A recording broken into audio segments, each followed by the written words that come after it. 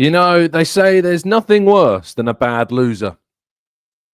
But that's it. That's all I've got.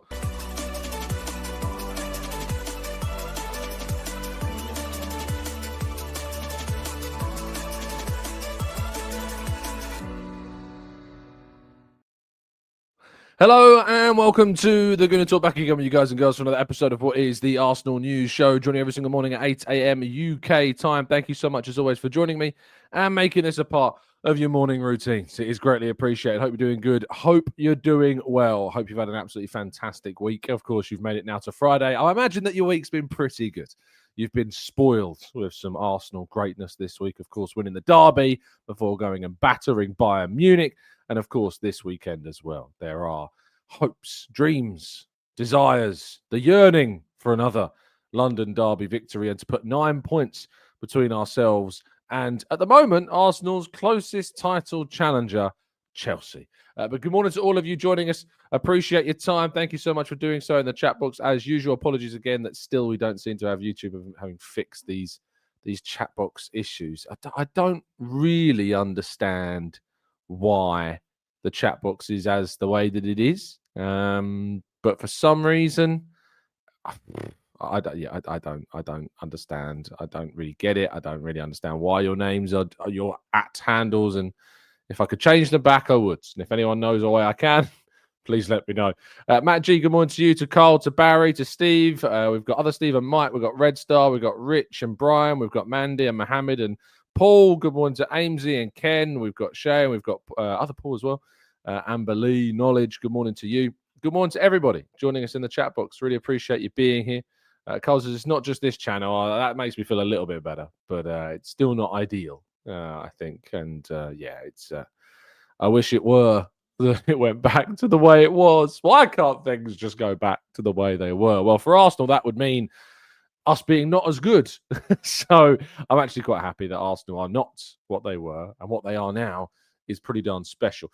But without further ado, do drop a like on the video. Do subscribe to the channel if you're new around here. I hope you enjoyed our breakdown of yesterday, of Wednesday night's game on yesterday's show. And of course, we've got plenty more to discuss. Then another game this weekend as well. So let's jump straight into things. And we begin with a report that Atletico Madrid have been fined after unrest and, well, racism, unfortunately. So just to read you the report, Atletico Madrid have received a €30,000 fine, and they've also received a ticket ban after the club's fans were found to have been making and have made monkey gestures and noises, as well as Nazi salutes during a game against Arsenal in October. It is just horrendous. An additional €10,000 fine was also issued to Atletico for the throwing of objects. It's a horrendous story. Another sad example of how football and racism and, some really unsavory symbolism is still prevalent in our sport, which is absolutely horrendous. So fingers crossed.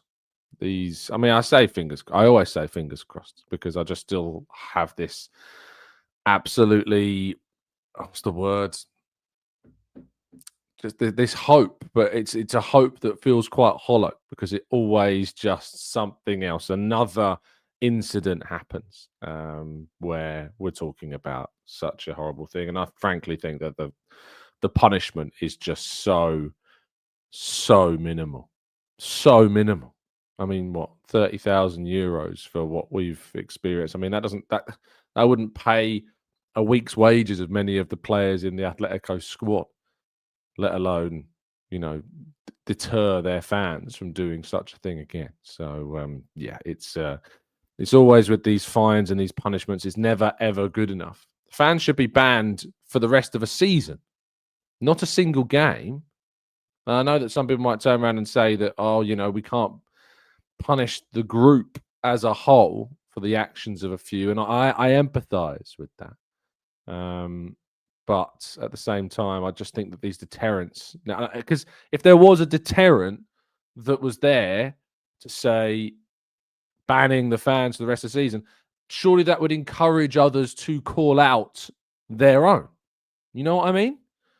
It would, if anything, at any time, if you spot one of your fellow fans doing something utterly abhorrent, if there was punishments that would see serious bans, multi-game bans, single season bans, then surely it would help to deter this from happening and also encourage fans to fight the good fight and to call out within their own group when they see it as well. I know that it's not a perfect solution, and there are definitely reasons that you could come up with would make problems with that. But I just feel as though that, I don't know if I go as far as saying docking points, because obviously it's a fan thing. It's not the football, it's not the team, it's not the players. But I think that the punishment that affects the fans the most would be their ability to attend games on a grander scale. For me, would be the way forwards to try and tackle this problem and to introduce a deterrent and to encourage fans within the fan base to call it out. Joshua Kimmich is a little bit of a bad loser, it turns out, and comments from the Bayern midfielder / defender emerged after the game, in which Joshua Kimmich said, "Arsenal is completely different. They rely on set pieces. They love to play long balls. They love to fight for second balls. It was a completely different game against PSG. It was more of a football game." I mean, cry me a river, man. Someone grab me the salt shaker. Get those short salters. I can't even speak. Get those salt shaker emojis in the chat box, people, because my goodness gracious me, Kimmich's head has gone. He is in tears this evening, last night, crying himself to sleep over the fact that Arsenal play long balls. I'm just going to watch the quick. I've got this horrible suspicion that Bayern Munich scored their goal from a long ball. Do you remember Carl? I swear it might have even been Kimmich, who passed the ball to Serge Gnabry. Am I remembering that? Surely he's not come out and said that they rely on or they love to play long balls when he played a long ball for their. Surely he didn't say that. Surely he didn't say that. That'd be quite silly, wouldn't it, if he did? Surely he's not. He's not made himself look that bad. One of Arsenal's 3 goals they put into the back of their net came from a set piece. Just one. The other 2, the 2 that won them the game, and had the set piece goal not even counted, Arsenal would have won this game. And they love to fight for second balls. I'm so sorry, Joshua. I'm so sorry that this team like to fight for second balls, and when you go up against other teams don't really like, and they like to just go, "Here you go, Joshua. That's a second ball. That's all yours." I think Bayern laid claim to that a century ago. So a second ball there, sir. That's all yours. We wouldn't dare want to fight for that ball because it's a second ball. So if it was a first ball or a third ball, my goodness me, we'd be all over that. But a second ball, they call that the Bayern ball. That's what the second ball is. So it's been renamed. So if a ball pops out and there's a 50-50, just before you go in for that challenge, look to the shirt of your opponent. And if it may contain a Bayern Munich badge, that's their ball, sir. That's a Bayern ball. That's what that is. That's how it goes. Them's the rules, as they say. And yes, it was a completely different game against PSG because you won. You won that game. You beat that team. And Arsenal, they weren't being beaten on Wednesday night. So, yeah. And a lot of Bayern's players have been saying that they hope that we meet. I think Harry Kane said that I hope that they meet Arsenal again later on in the competition. For the record, I do too. If we're going to be able to beat them 3-1, I'd love to play them again. And for the record, I didn't expect my tweet, which you can see in the bottom left-hand corner screen, to go as mad as it went. Thank you for the 5,000 plus people who liked that tweet. What amazing what a one-word tweet can do. I said this before the game, right? And this was in my head. If Arsenal won this game, I knew I was going to tweet this, because I was so sick and tired of Bayern little broing us, right? And when we drew against Bayern in the Champions League, they did a little, "Hey, Arsenal. Hi, guys. Look, it's us again. We meet again. We battered you over previous seasons. You're playing us again. Hello. Goodbye. Send you packing with a 3-1 defeat. So, look, I'd love to play him again in the knockouts, and I'd love to batter him out of the competition, quite frankly. Yes, I saw some Bayern Twitter accounts saying, oh, Arsenal fans loving it. They've beat an injury-hit Bayern Munich. An injury-hit Bayern Munich. So what? Arsenal's injuries don't count. Arsenal beat you with 3 goals despite not having a recognised centre forward. They didn't have Alphonso Davies, they didn't have Musiala, and they missed Luis Diaz. For the record, that's 2 injuries and 1 red card suspension, which is their fault. Diaz is the reason why he's not in that game, not because of injury, but because of his stupid tackle against Achraf Hakimi. That's why he didn't play. Arsenal, Kai Havertz gone. Vitsi Gyökeres gone. Gabriel Jesus gone. Gabriel gone. Martin Odegaard not yet fit. Martinelli not yet fit. Still comes on and scores. I mean, it's just something's not quite adding up here. Not quite adding up. But long may it continue. Arsenal, to my knowledge, played a behind closed doors match yesterday. I did tell you the other day that it was my understanding that it was going to happen, but it wasn't going to be Manchester United. There had been some suggestions on social media that they were going to play Man United. I told you the other day that that was not the case.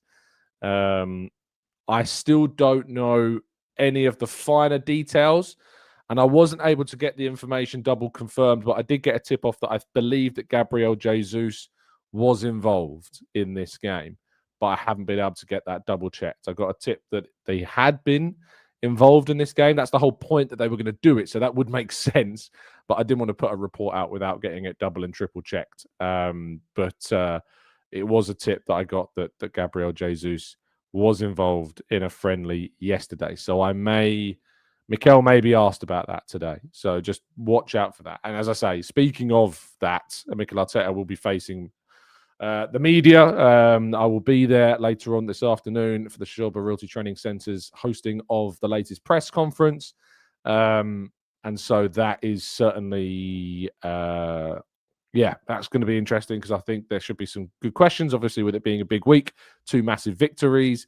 That's very, very intriguing to see how some of the fallout from the game against Bayern goes down in today's presser. But that takes place this afternoon. If you want to get updates from the press conference, if you want to stay in the loop, of course, you can follow all of that on the football.london website. We do our live press conference blogs at every single press conference that there is. So if you want to stay in the loop and get updated with all the quotes, you can find them on the football.london website. So do not miss out on that.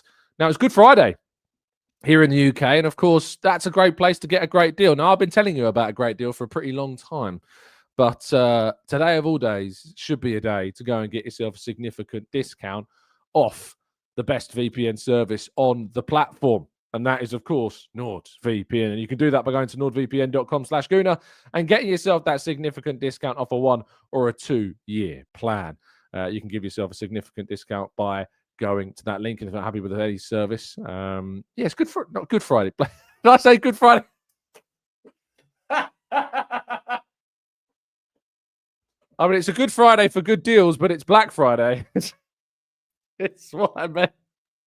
Good Friday. It's a long way off Good Friday, but it is a Good Friday. It's a Good Friday. It's just not the Good Friday to get some great deals this Black Friday. That's absolutely sent me. Oh no. I'm getting prize draw flashbacks all over again. Oh no. We're closer to Christmas than Easter. Get some good Black Friday deals, guys, on NordVPN by going to nordvpn.com/Gooner. You can protect yourself, of course, from those online criminals and snoopers, and change your digital location to anywhere in the territory supported by Nords. Make every Friday a Good Friday with NordVPN. Right, let's go to part 2. Your questions and more right after this.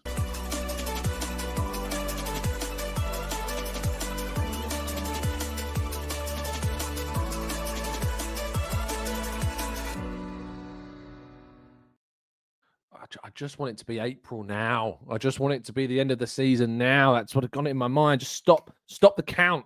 Stop the season now. Give us the trophies, please.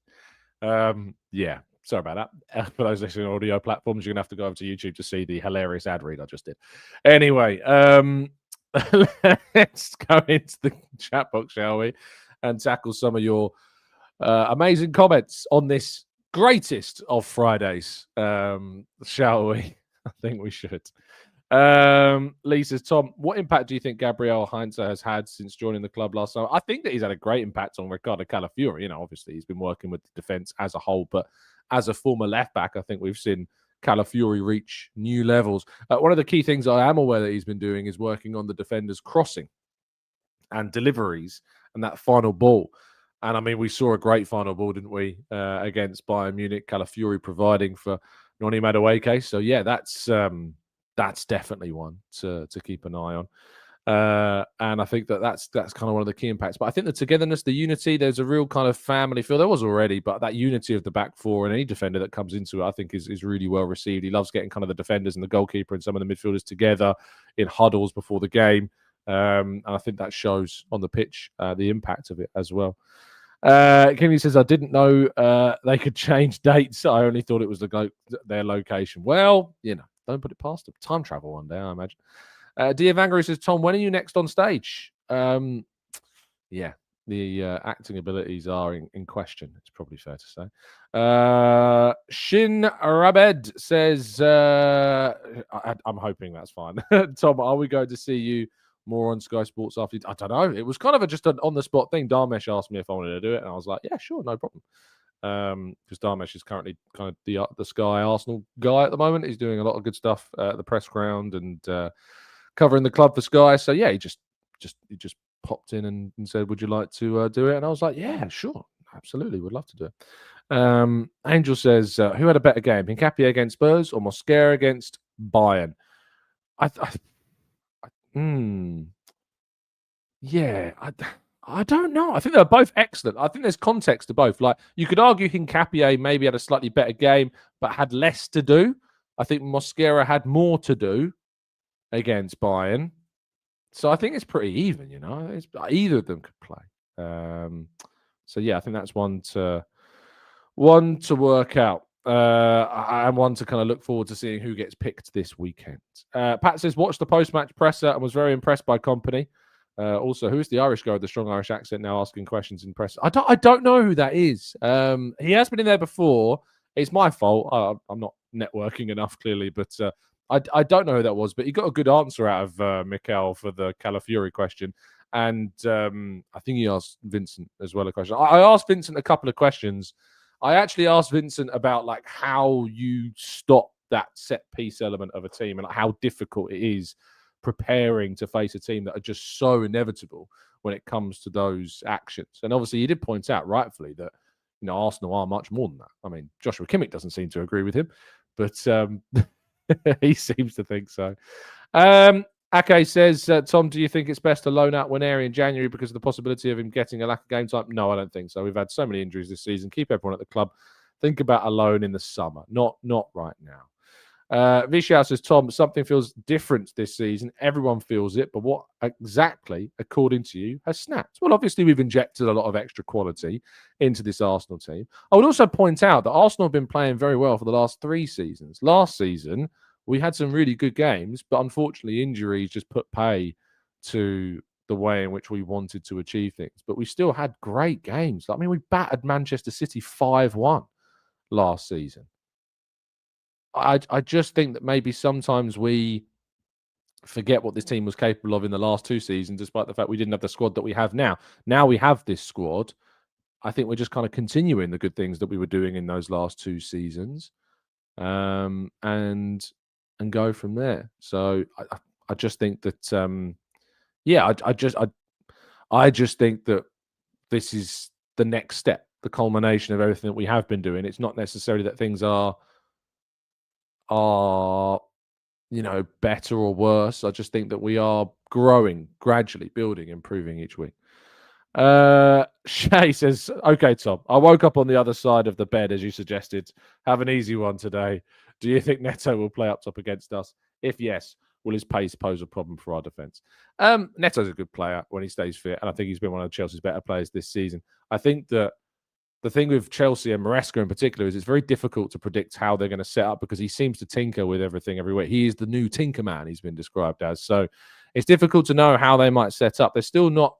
I was speaking to someone yesterday who said that Cole Palmer's not even entirely ruled out of this game yet, even though he broke his toe. The suggestions that he may still potentially be involved. And Declan Rice played with a broken toe, last season, so it can happen. So I'll be intrigued to see how that goes down.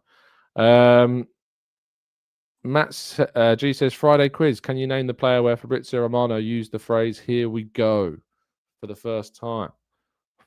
No. I'd assume like a high-profile transfer years ago. So I'll go Neymar to Barcelona. Neymar to PSG from Barcelona. That'll be my guess, but I don't know. DG says Kimmich is still swallowing his ego and the shock of having 70% possession and not creating any chance in the first half, and yet having actually different, acted different in the second half and being totally dominating the second half has maybe done that. Maybe. Jen next door says great teams come of age on the pitch. It was that Newcastle game psychology that was huge for this team. It absolutely was. I think you raise a great point. I think that Newcastle game and the win in that game, that was a massive boost. I think it's such a shame that we managed to kind of lose the 3 points at Sunderland as we did. It could have been, we could be even 2 more points clear at the top of the table had we have managed to hold on to that result, or even Marino scored that chance right at the end. But look, Arsenal have only lost 1 game all season, and that's quite the records to be when we're just about to go into December. Fuad says, Tom, how do you see Arteta fitting in both Odegaard and Eze now with Trossard missing some time? Potentially, could you see Eze being shifted to left wing and Odegaard back to his usual spot? I think that we could see what we saw when Odegaard got injured. I mean, when Odegaard got injured, we played with Eze and Odegaard together in those 8s with Declan Rice behind, and we rested Zubimendi. So I think that's something that we might see. But yes, there's definitely an opportunity we might see Eze move to the left-hand side and Odegaard move back into number 10 role. That could be something. But I think I want to see rotation. I want to see changes. I want to see differences in our lineup. I think we need to the best of our ability, utilize as much of the squad as we can over this festive period while maintaining a strong level of form.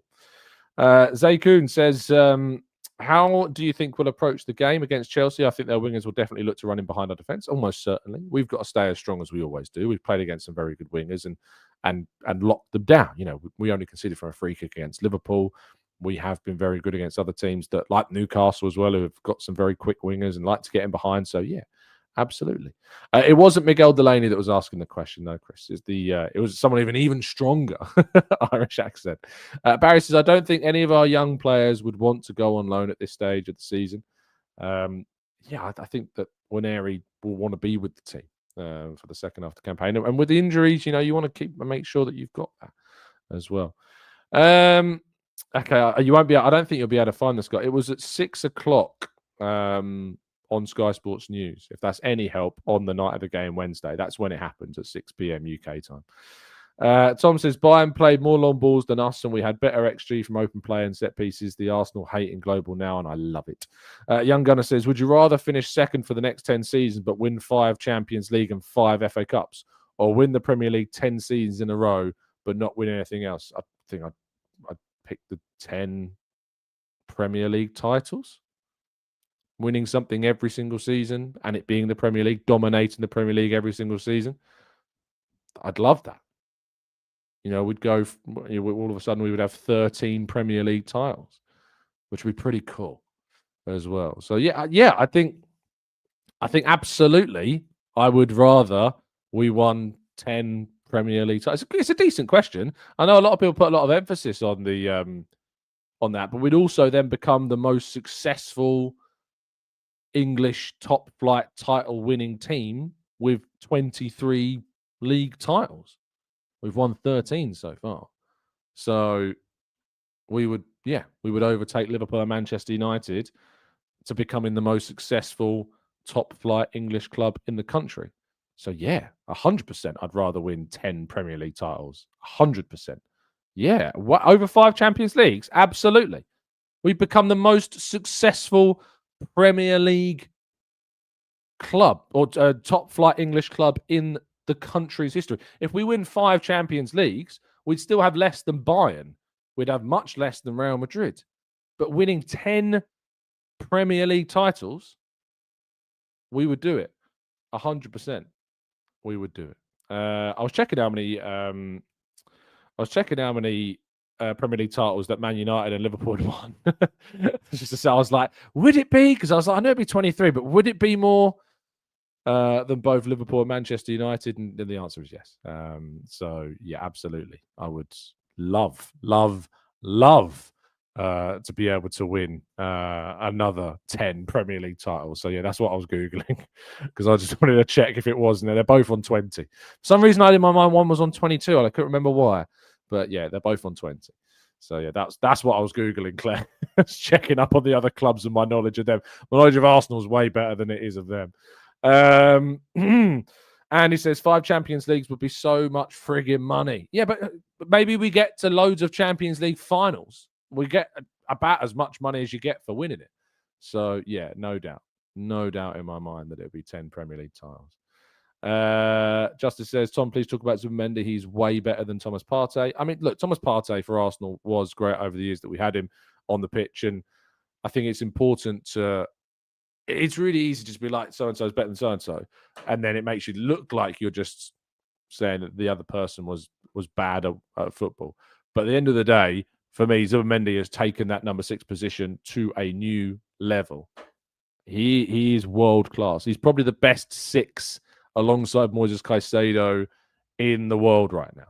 He's that good. Rodri's not playing, of course, and they are different styles of players. But I just think that for me, Zubimendi is up there with the absolute very, very, very, very best.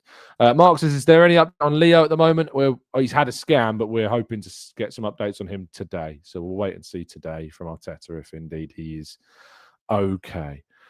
Shay says, okay, fair enough. Personally, after our women became champions of Europe, I don't care that Chelsea has dominated top flight women's football for 6 years or so. I'd take the Champions League all day. Yeah, and that's because we are the only English club to win the Women's Champions League. So Chelsea have been so dominant in English football in the women's game for so long and have been brilliant, and now have got their own invincible title. But the reality is that having something that is unique and your own is so big.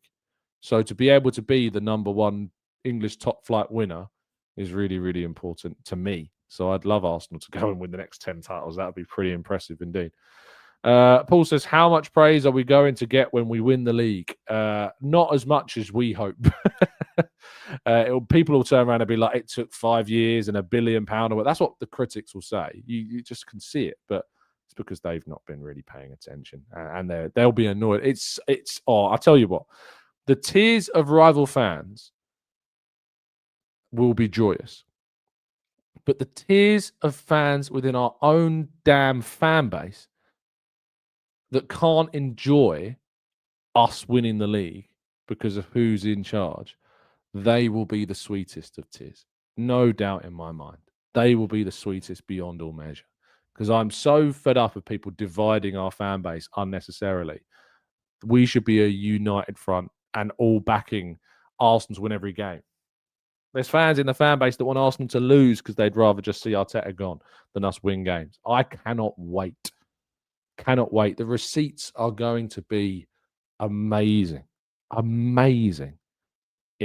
When Arsenal finally win the league. And he says, Tom, do you think we will lose our consistency and continuity when we reintroduce injured players? There's always that element, isn't there? There's always an element you have to be conscious of about reintroducing players and keeping up that run. Now, we've reintroduced Madueke and Martinelli, and look, they've helped us to win games. They've helped Martinelli and Madueke both scoring against Bayern to win the game for us. So we've reintroduced those, and we are keeping up the level, keeping the level rising. So yeah, I think that the early signs are definitely positive, 100%. Young Gunner says, apparently people are going to pretend the 25-26 season never happened if we win the league. They'll try. We won't let them forget it. And Sabari says, give me an informed party over Zubimendi any day. Well, I disagree with you. I think that if both of them are playing the best of their abilities, and Mendy is the better player. Cass says, I really want to win the Premier League, especially with the players and Arteta to shut up the critics. Union says, I think Martinelli should be given a shout. He's been great and deserves a start soon. He scored 4 in 4 in the Champions League. He could absolutely play on the weekend. He could absolutely play on Sunday and start. There's a good chance if Trossard doesn't start that it will be Martinelly. The Cinch says, will you be doing any festive content like a Christmas rundown? Will I do any festive content? I don't know. Very nearly December, isn't it? Might get a Christmas background. Might put a little tree up, maybe. But other than that, I doubt it. Eddie says you could also be the English club with the most Champions Leagues after adding one more following the 5th. Yeah, but that's not the question, Eddie.